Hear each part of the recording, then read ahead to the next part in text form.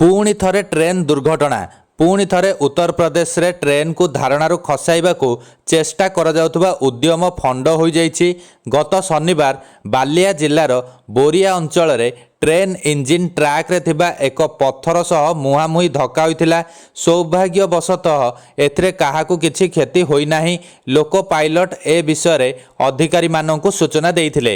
एही सूचना पाइबा परे रेल विभाग रे आलोड़न सृष्टि होइथिला।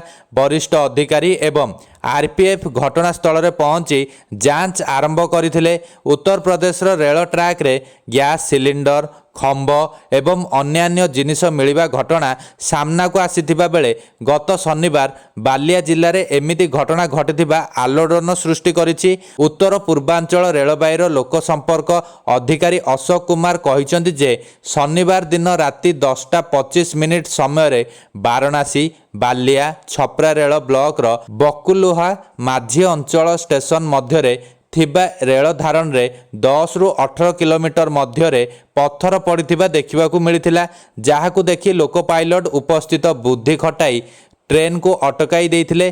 पर सुरक्षित भावे गंतव्य स्थान को ट्रेन को आगु को बढ़ाई नेइथिले लोको पायलट। एहा पूर्वरु उत्तर प्रदेश रे अगस्त 17 रे साबरमती एक्सप्रेस रे 22 टी कोच कानपुर रे धारणारू खसी पड़िथिला।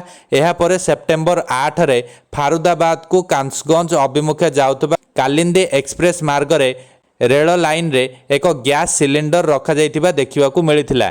सेहीपरि सेप्टेम्बर 22 रे कानपुर रो एक मालबाही ट्रेन जाउथबा धारणा रे एक गैस सिलिंडर मिलिथिला। ए सब घटना रे लोको पायलट को उपस्थिति बुद्धि हेतु दुर्घटना घटी नथिला। किंतु एही घटना सुरक्षा एजेंसींकर चिंता बढ़ाई देइछि। कारण क्रमागत भावे रेल धारण रे एभली सामग्री रखा जिबा घटना सामना को आसुछि।